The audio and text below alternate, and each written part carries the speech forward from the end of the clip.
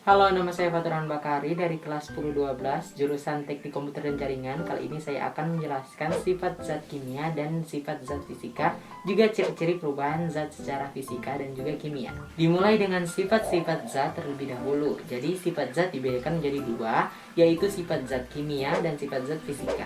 Sifat zat kimia adalah perubahan yang dialami suatu benda yang membentuk zat baru.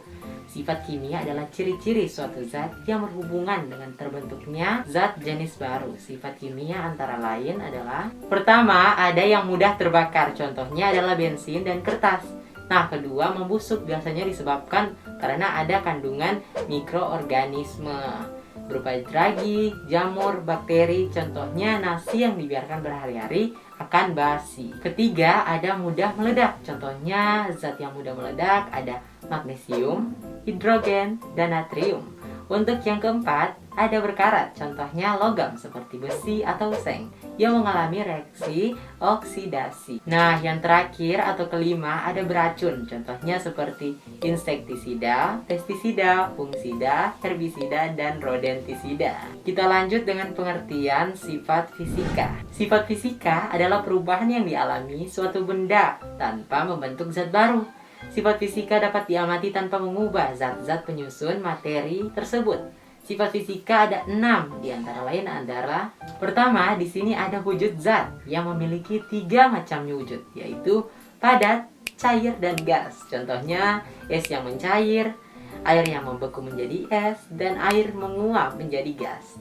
Yang kedua, ada warna zat, contohnya air yang transparan, karbon yang berwarna hitam, dan aluminium yang berwarna perak. Nah, ketiga, ada kelarutan, contohnya gula yang dilarutkan dalam air biasa.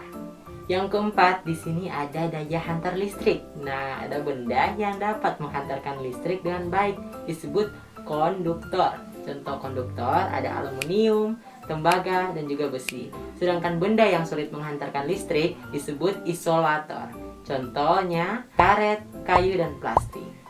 Untuk yang kelima, ada yang namanya kemagnetan. Sifat zat magnetik bisa digunakan untuk memisahkan zat dalam campuran. Contohnya pemisahan campuran antara serbuk besi dan serbuk pasir.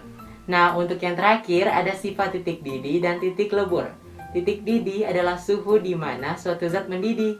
Pada zat cair memiliki titik didih berbeda-beda. Contoh, titik didih air 100 derajat Celcius. Titik didih alkohol 78 derajat Celcius. Nah, titik lebur adalah suhu di mana zat padat melebur.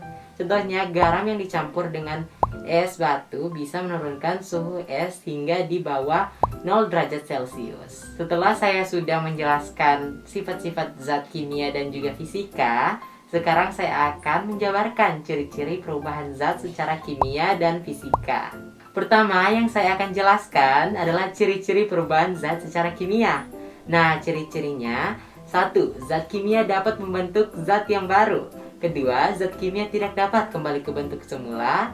Yang ketiga, zat kimia mengalami perubahan sifat dan struktur zat. Nah, selanjutnya ciri-ciri perubahan zat secara fisika, yaitu: pertama, zat fisika tidak membentuk zat yang baru. Kedua, zat fisika dapat kembali ke bentuk semula. Dan yang ketiga, zat fisika mengalami perubahan pada wujud tanpa mengubah sifat dan struktur zat. Demikian penjelasan saya tentang sifat-sifat zat fisika dan kimia, juga ciri-ciri perubahan zat secara kimia dan fisika. Terima kasih, semoga penjelasan saya lengkap dan sampai jumpa lagi. Bye-bye.